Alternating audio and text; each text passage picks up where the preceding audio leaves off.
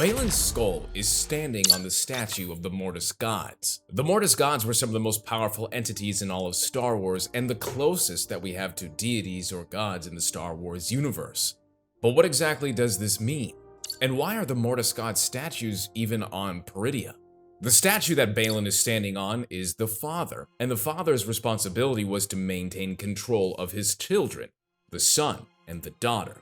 And these were the embodiment of the dark side and the light side of the Force. But what's interesting here is the father and the son are completely intact, yet the daughter's statue is destroyed or even desecrated. Now in the episode of the Clone Wars, the daughter does die, and her essence is transferred into Ahsoka, giving her new life. But her spirit is reincarnated into the owl that follows Ahsoka, like we see in the finale and in The Mandalorian. That is Morai, basically the spiritual guide of Ahsoka. So maybe that could mean that the statue has taken another form or another shape, and that is the reincarnation of the daughter? Or perhaps it is literally destroyed or desecrated. So why is the father and the son's statue unscathed? But most importantly, why is the father pointing? This reminds me so much of the Lord of the Rings statues seen in the Fellowship of the Ring. The Argonath. Both statues have crowns, like the father does, and both hold their hands up in a certain way. But the statues in Lord of the Rings are holding up their hands in defiance to the enemies of Gondor.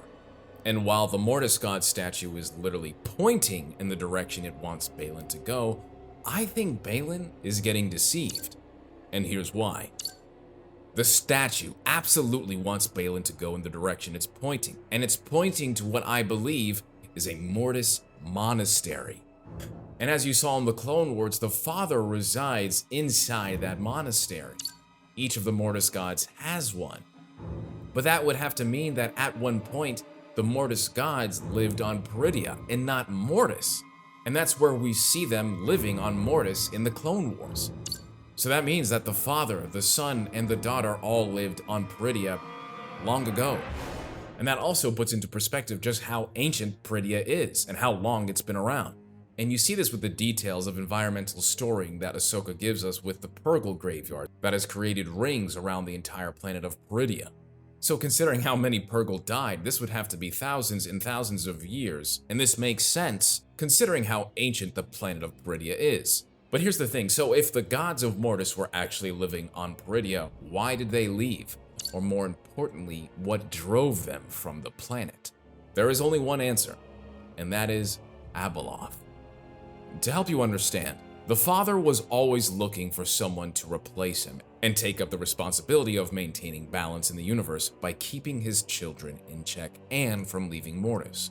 And with the knowledge of the Clone Wars era, we understand that he thought this to be Anakin Skywalker, the Chosen One. But perhaps he believed there were others who would take the mantle of Mortis, and perhaps one of these beings would have been someone who heard the call to Mortis, just like Baylan. Baylan is walking the same footsteps to the Mortis Monastery on Peridia, just as Abeloth. And perhaps Abeloth sought a greater calling, just as Baylan is. And perhaps just as the father was seeking someone to take his responsibility and mantle of Mortis, perhaps he thought Abeloth was going to be the mother of his children. There, Abeloth gained access and lived amongst the Mortis Gods on Peridia. But we know that Abeloth wasn't always the scourge of the universe and became the terrifying power she was. She was a mortal that sought power, and in her craving of power ended up becoming deformed and the abomination that we know as Abeloth. And in this time, the father, the son, and the daughter all united to imprison Abeloth on the monastery that we see Baylan looking at in the finale. This would eventually lead the Mortis Gods fleeing to Mortis itself and never returning to Peridia. I really only see three ways this ends for Baylan. Either he arrives and unknowingly confronts Abeloth and accidentally releases her into the galaxy.